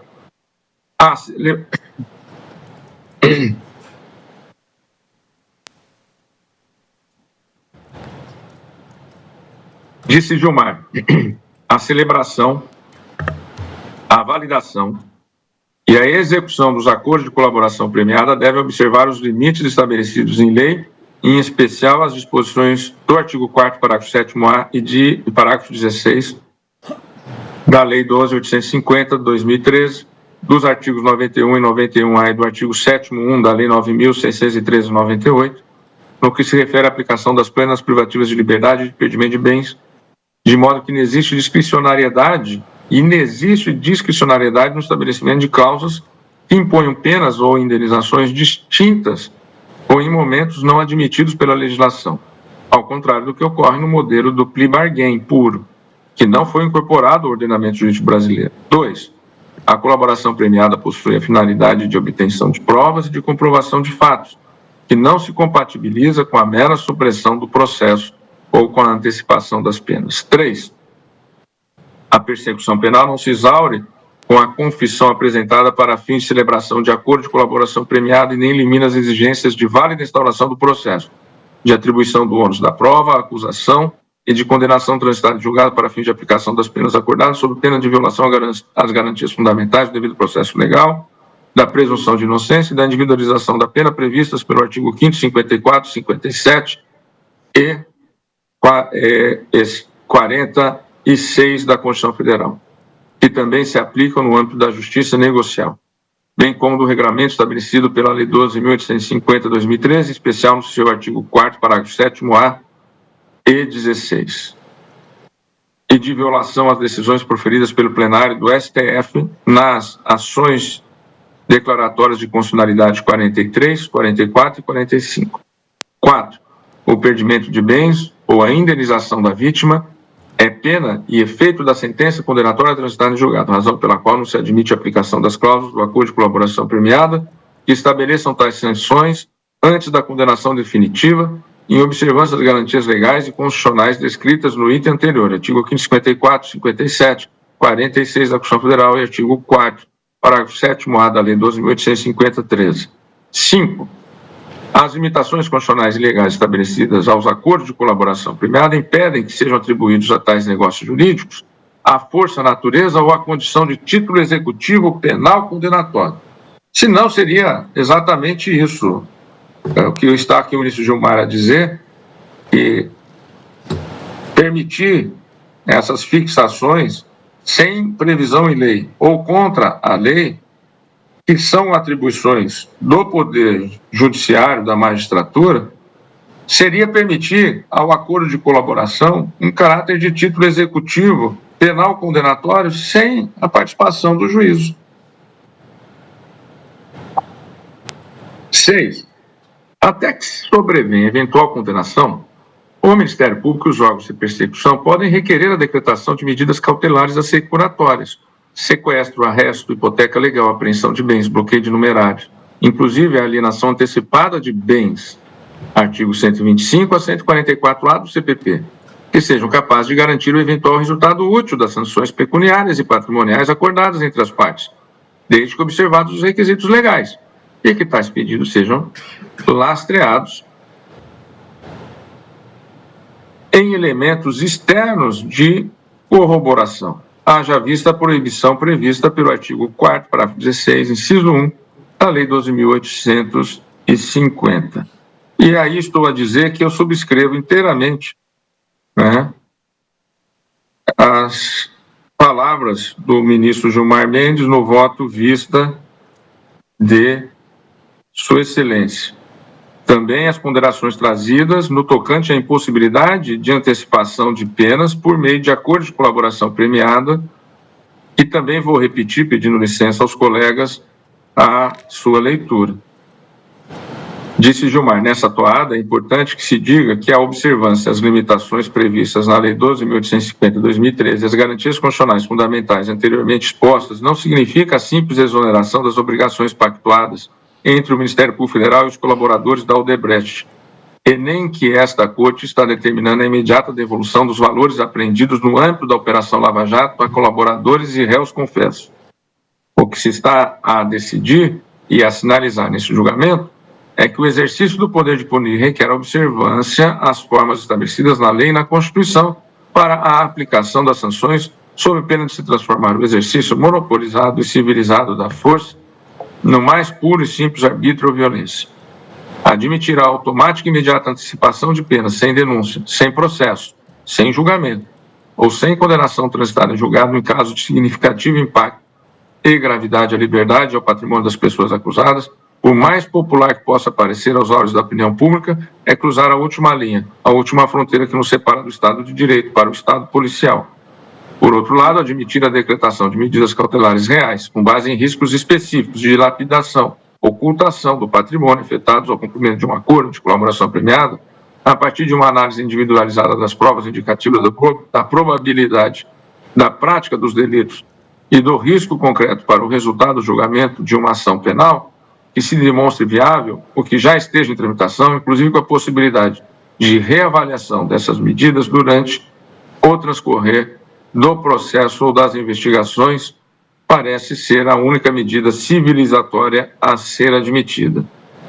Peço a citação do eminente ministro Vistor Gilmar Mendes. E aí tem alguns outros trechos que eu vou pular aqui da leitura do meu voto,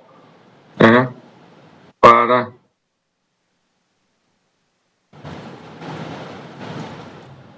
que o julgamento tenha sua continuidade com os demais votos a serem proferidos. Então eu vou diretamente à conclusão, pedindo escusas pelo tempo tomado da Corte. Em geral, quando há correntes formadas, costumo aderir a uma ou a outra sem tomar o tempo da Corte, mas esse caso realmente, como eu disse, já no julgamento daquele HC 127.483, nós estamos trazendo balizas para todo o nosso sistema de justiça. Judiciário, Ministério Público, Defensoria, Advocacia, que são as funções essenciais da justiça. O fato de o acordo ter sido homologado por um juiz, conclui eu, não torna lícito às partes contratantes fixar de forma antecipada e em substituição aos poderes judiciários, que cabe decidir a lide, ou ao legislativo, que traz as balizas das penas, estabelecer o acordo, a pena privativa de liberdade, o regime de cumprimento de pena, o perdimento de bens, dentre outras consequências que somente podem ser implementadas após decisão judicial.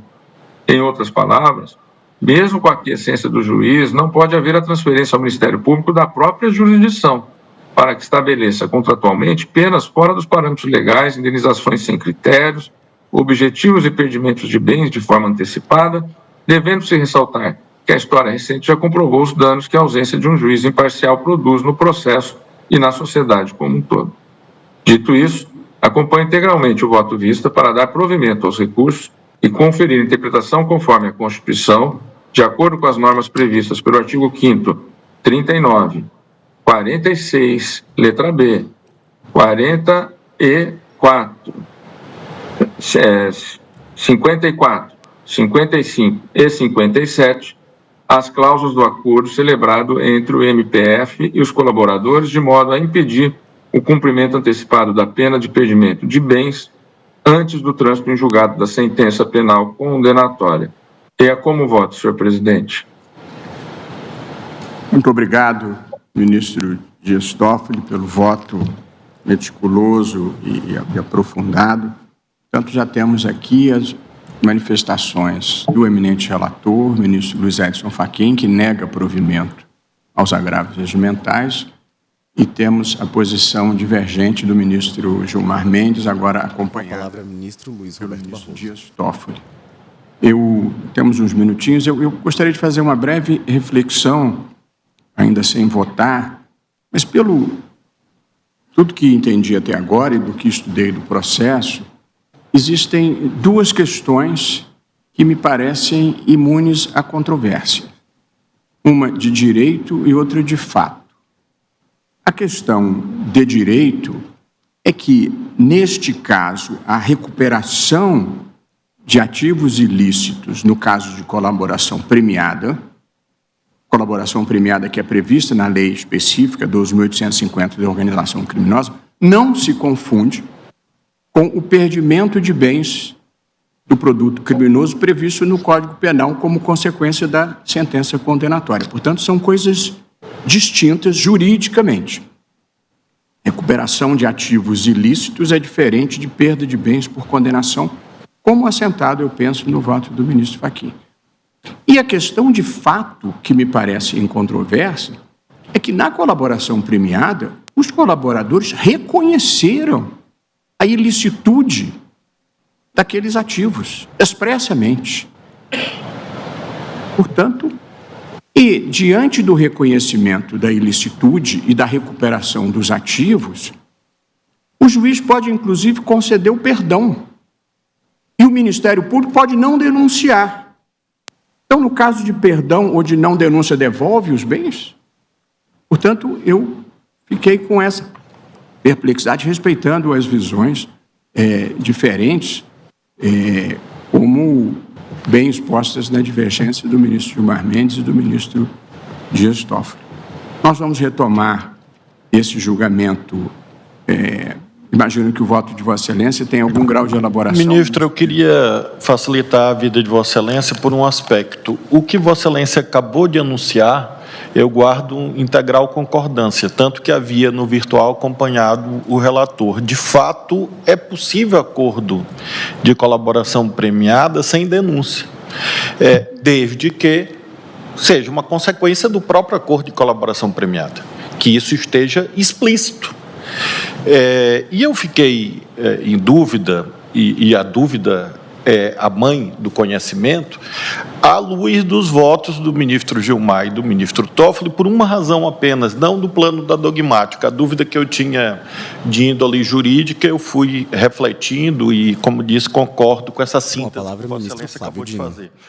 Mas é mais no terreno fático, porque eu fui anotando ao longo do julgamento, e repito, como isto vem de longe, e como na comunidade jurídica pátria, ao longo de décadas, se formaram, infelizmente, posições muito cristalizadas, ministra Carmen. Eu lembro que Vossa Excelência, presidente, quando eu governava o Maranhão, me honrou com sua visita no Palácio dos Leões, e nós tivemos uma ótima conversa, e eu lhe dizia, eu conheço bem esses agentes públicos, foram meus colegas preternitamente, e acho que eles acertaram e erraram como todos nós. Eu acho que não há razão para nós termos um pensamento jurídico lavajatista e um pensamento jurídico anti-lavajatista. Eu acho que isso... O que é certo e o que é errado é errado. Exato, e por isso mesmo eu tenho muita liberdade, e todos nós temos, claro, eu não me refiro a este tribunal, me refiro a debates de outra natureza, aquilo que nós chamávamos ontem de juristas de internet. Então, a minha dúvida, presidente, decorre do seguinte fato: eu fui olhando caso a caso.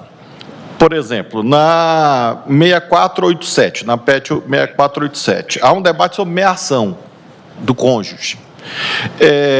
Na PET 6490, há um debate sobre taxa de câmbio. Na PET 6455, houve o arquivamento, que não significa o não oferecimento de denúncia como consequência do acordo de colaboração premiada. São duas coisas diferentes. 6477, não houve processo. Não houve processo por quê? Porque o acordo de colaboração premiada já previa isso, como a lei autoriza, ou porque o membro do Ministério Público considerou que não havia materialidade de indício de autoria? São duas questões diferentes. O 64... Ministro Flávio Dino, eu estou no vídeo, Ministro Fux, estou no vídeo. Ministro Dino, a parte ao ministro Fux. Claro, sim. Claro. Ministro Fux, com a palavra.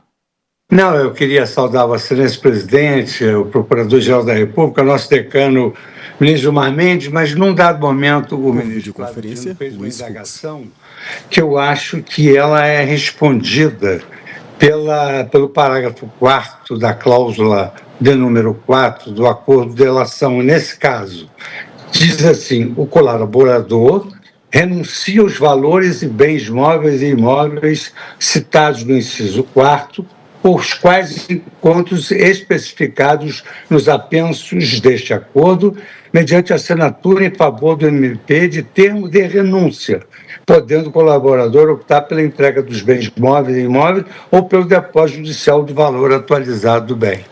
Então, eu me lembro que Vossa Excelência citou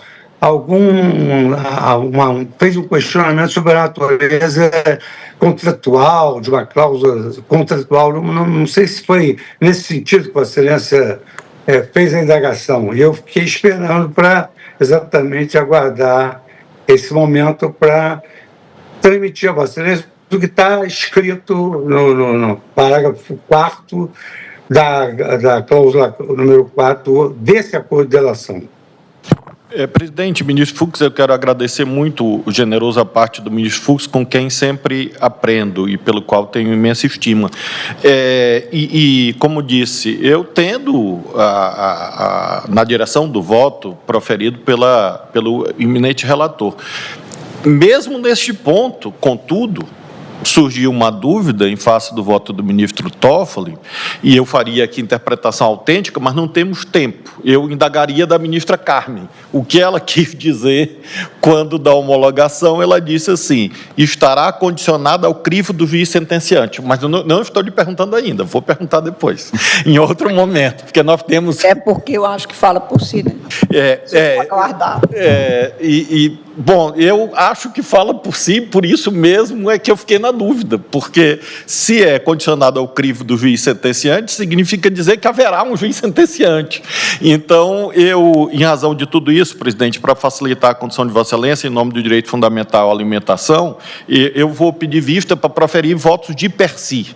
Eu vou pedir autorização de Vossa Excelência, porque eu vou votar separadamente em cada um dos processos, a partir das balizas gerais, fincadas pelo eminente relator e por Vossa Excelência, mas analisando cada uma das PETs separadamente para poder aferir. Claro que a condução é de Vossa Excelência, mas o meu voto vista vai ser separadamente, para analisar cada uma dessas circunstâncias a que fiz alusão. Vossa Excelência, eu estou pedindo vista, presidente. Vossa Excelência me permite, as questões que o ministro Flávio Dino agora traz à colação, de fato, estão presentes em algumas peculiaridades dessas PETs. Nada obstante, o que as traz para julgamento conjunto, Com a palavra, ministro Edson Fachin. Em meu modo de ver, não é nenhuma dessas questões. O que está colocado aqui é saber se vamos dar ou não cumprimento à vigência da lei que prevê a recuperação de ativos ilícitos cuja confissão restou feita e restou chancelada numa delação premiada, o que, a rigor, na perspectiva do voto que proferi, pouco, quase nada tem a ver com a pena privativa de liberdade, que é um outro debate inserido nos acordos de colaboração premiada. Portanto, o pedido de vista de Sua Excelência é sempre oportuno e trará, evidentemente, muitos elementos para a nossa deliberação, mas eu gostaria de realçar, e é claro que a interpretação a ser dada pela ministra Carmen Lúcia é insubstituível, nada obstante, a referência que se faz aqui é quando Sua Excelência, na homologação, tratava da pena privativa de liberdade que está no artigo 4º, caput e alguns dos seus incisos, não ao parágrafo do artigo 4º, que, aliás, o ministro Luiz Fux vem de ler. E mais do que isso, dogmaticamente, não se está falando da pena, à luz do dogmático do processo penal, de perdimento. Aqui é uma recuperação, o texto, aliás, da lei... Parece que é um equívoco, ministro. Se Vossa Excelência me permitir concluir só, ministro Gilmar. Por favor. Não há dúvida que pode estar equivocado, mas o artigo 4º da Lei 12.850 diz: o juiz poderá, a requerimento das partes, conceder perdão judicial, reduzir em até 2/3 a pena privativa de liberdade ou substituí-la por restritiva de direitos daquele que tenha colaborado efetiva e voluntariamente com a investigação e com o processo criminal, desde que dessa colaboração advenha. O verbo está no presente. Advenha um dos ou mais dos seguintes resultados. Inciso 4. A recuperação total ou parcial do produto ou proveito das infrações praticadas pela organização criminosa. E, aliás, nos casos, já que foi feita a referência específica, as PETs, por exemplo, nesta 6455 foram $500 mil. Na 6477, $9.079 mil. Na 6480, $649 mil. Na 6490, aproximadamente $35 mil. Na 6491, R$ 915 mil. Na 6517, 29 milhões de dólares. Um pouco mais de 29 milhões de dólares. Além de bens, etc. Ou seja, confessadamente ativos ilícitos que ingressaram nesta disposição de processo criminal e da possibilidade do juiz, sem dúvida, que é inafastável a presença do juiz sentenciante para a pena privativa ou para o perdimento como consequência do processo penal. Mas aqui se trata de uma recuperação de ativo ilícito cuja ilicitude foi confessada neste acordo de delação premiada. Claro, ao debate sobre a voluntariedade ou não do acordo, que foi trazido na divergência, sobre o qual também, oportunamente, se for o caso, poderei me manifestar. Mas, nada obstante, ministro Flávio Dino, o cerne daqui é este. Aliás, o presidente tentava localizar o que estamos efetivamente de acordo. Eu creio que esse é um bom caminho para saber qual é o núcleo da divergência. Nós aqui não estamos a discutir a pena privativa de liberdade, não estamos a discutir a pena do perdimento de bens, estamos a discutir esta recuperação. A palavra da lei é recuperação total ou parcial do produto ou do proveito das infrações penais praticadas por organização criminosa.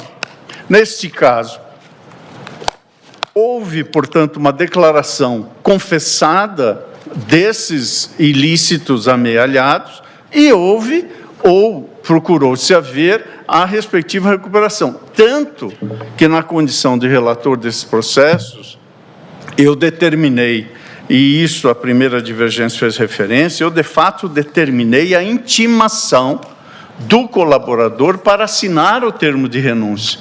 O termo que, aliás, se refere a este parágrafo 4º do artigo 4º.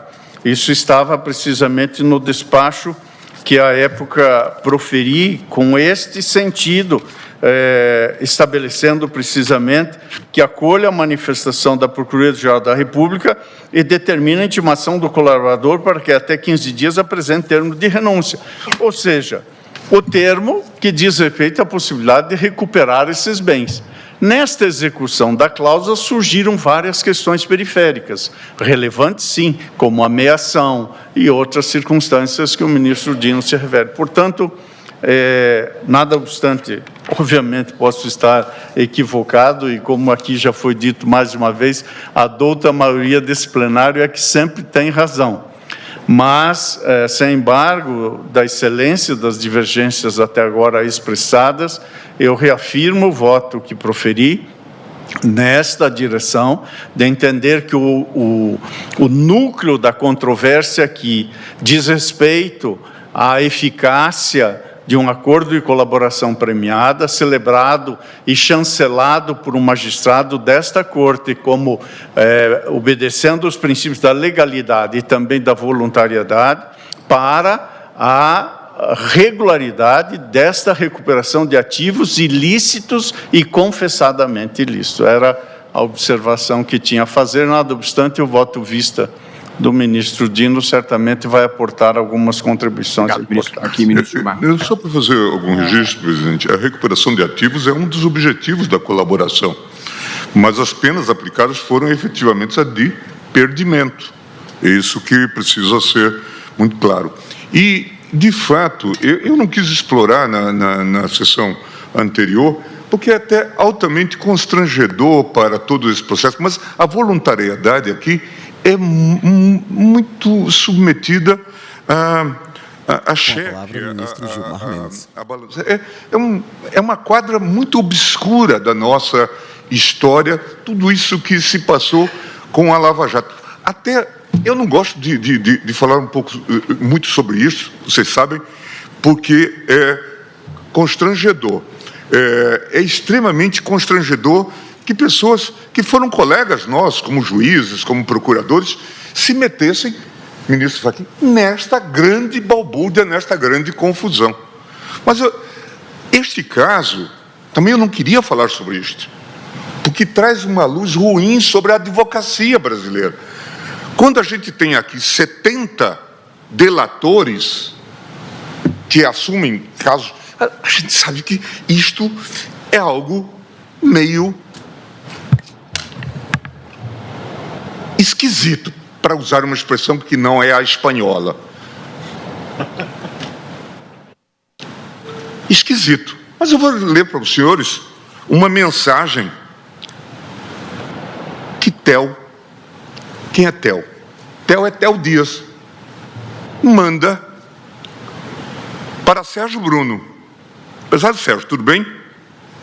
Do meu lado está na spoofing. A situação está quente. Para esse argumento da voluntariedade, as propostas caíram como uma bomba. Até um certo ponto é normal. Num processo dessa dimensão, o processo psicológico é distinto. E nós da mesa, muito pressionados. A expectativa é de uma empresa à beira do precipício, com 80 dos seus maiores executivos cumprindo pena. Fiquei até a madrugada tentando...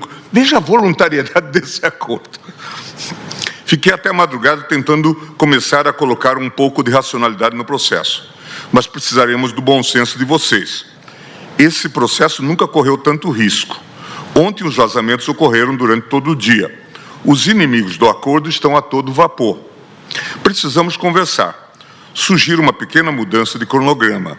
Antes de apresentar a contraproposta do Marcelo e Emílio, seria importante que fizéssemos aquela reunião da equipe de negociação, que poderia ser até antecipada para as 14, 14h30, se acharem conveniente. Nessa reunião eu levaria Newton de Souza, pessoa-chave para fazer esse processo andar. Vai nos ajudar muito, acredite. Após a reunião, vocês receberiam as contrapropostas de Marcelo e Emílio e haveria as duas reuniões marcadas para as 16 e 17h30.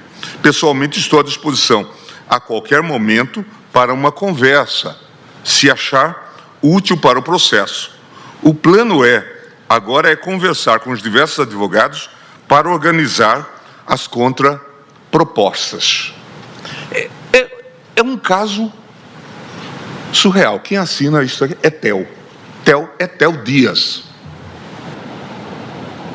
o advogado que representava a Odebrecht neste momento. Além disso, para finalizar esse tópico, transcrevo diálogos ocorridos nos dias 20 de novembro de 2016 e 1º de dezembro de 2016, nos quais é possível observar a aleatoriedade com que as penas corporais e patrimoniais foram fixadas, em que contas grosseiras eram feitas para se atingir determinados objetivos e patamares estabelecidos para fins de propaganda política. Então, quando a gente fala de voluntariedade, de consensualidade e coisas desse tipo, nós estamos falando de pessoas que estão presas e que estão submetidas a esse tipo de pressão. Eu não gostaria de voltar mais a esse assunto. Isso é um caso que envergonha o país. É um caso vergonhoso, vergonhoso. Por todos os títulos, é muito embaraçoso que isso tenha ocorrido e que essas pessoas estejam por aí ainda. Eu falei agora em Harvard e disse, não sei o que vocês ensinaram a Dallagnol, mas essa vontade dele de ganhar dinheiro era uma coisa incrível. Veja aqui, Júlio Noronha, segue consolidação das propostas fechadas, pendentes apenas a confirmação de valores de multa e perdimento de poucos colaboradores. Considerações, 77 colaboradores. Penas somadas, 353 anos. Regime inicial de cumprimento. 7 colaboradores com regime fechado prisional. 39 com regime fechado domiciliar. 30 com regime semiaberto diferenciado. 1 com regime aberto diferenciado. Multa e perdimento, 1,1 bi. Falta fechar exatamente o valor da multa e perdimento. O mais relevante é o EO, Emílio Odebrecht. Na planilha consta 50 milhões de perdimento. Multa já aceitou nos 68 milhões. O limite para ficarmos no total acima de 1 bi é perdimento para ele em US 21 milhões. Bem provável diante do que ele apresentou até agora. Na segunda aba da planilha, há a organização por gravidade de PPL, o que facilitará o nosso preenchimento de minutas finais. E aí é interessante o toque mágico dessa gente, Paulo, que não é o nosso Paulo Gonet. Para fins de publicidade, podemos falar em 7 bi. Isso vai na minha conta quando, Júlio Noronha, somando com 1 bi da pessoa física, pode colocar 8 bi. É preciso dizer mais alguma coisa sobre isso? É decorar frade de pedra o que essa gente foi capaz de fazer. E aqui outros comentários. Manda uma foto do Emílio assinando. Sérgio Bruno. Assinou, ganhou. O Castor irá pegar amanhã a assinatura daqueles que estão presos. O Castor é aquele sujeito que fez, que criou a tal República de Curitiba, fez aqueles cartazes lá, um sujeito de reputação extremamente ilibada, cujo irmão fazia os acordos de delação premiada. Quer dizer, é uma coisa realmente bastante especial. Arruma um bonezinho, eu apoio a Lava Jato. Afinal, já foi, Carol. PGR está sendo. MPDF, Ângela, foi a primeira. É tetra. PGR, na pasta do Ricardo Ferraz não tem nada. Cadê o Emílio? KKK. Um subentrou no recinto para socializar. Mário Bonsalha. Auditório lotado. Ele me perguntou do que se tratava e eu disse que era uma reunião de trabalho. SB gritou lá de trás que era uma confraternização de Natal com a OAB. KKK. KKK. Robinho. Bom, moçada, dia histórico. Se conseguirmos, leia-se, nos deixarem trabalhar bem com esse acordo, vamos refundar o Brasil. Essa gente ia refundar o Brasil. Deus nos livre dos nossos protetores. Bom, moçada, dia histórico. Se conseguirmos, bem, esse acordo, vamos refundar o Brasil. Saudades, garoto. Vem-se embora. Aqui está bem mais animado do que na África, capaz do país já ter acabado até você voltar. KKK. Bom, estou com saudade de vocês. Hoje mergulhei com tubarões. O rapaz fazia turismo e tal, e estava cuidando de... É uma gente muito divertida, né? É uma situação muito divertida o que a SPUF nos propicia. Mas o que isso não tem nada a ver com voluntariedade, com consensualidade, com acordo. Pessoas presas fazendo acordo. E é esse tipo de... Ministro André, uma pena que ele não esteja aqui nesse momento, me contou que certa feita ele imaginava que houvesse técnica, ele estava na CGU, e que houvesse alguma técnica para calcular as perdas, ou o ressarcimento e o pagamento. E ele saiu daqui de Brasília e foi a Curitiba ter um encontro com esses gênios. E ele, então, interessado em planilhas, em cálculos, fórmulas, talvez inspiradas em Harvard. E aí,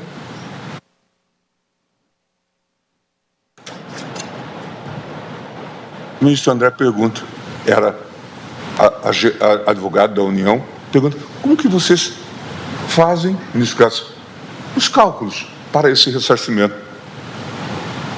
E eles decidiram, a gente chuta um número, isso aqui aparece agora aqui no SPUF, e eles têm a alternativa de aceitar. É disso que a gente está falando. Por isso, ministro Flávio Dino, saúdo a sua iniciativa de pedir vista, porque é importante que esse caso seja examinado. Porque é muito difícil encontrar uma situação de tal responsabilidade. Inclusive, Eu acho que até esse momento não se falou sobre isso, inclusive por parte da própria advocacia, que celebrou esses acordos. Como se vê em documentos que aparecem na SPUF. Só para registro, depois a gente volta em outro momento.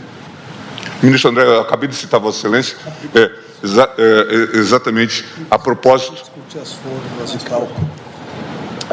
das boas técnicas. Citou positivamente, senão nós teríamos defendido Vossa Excelência. Obrigado.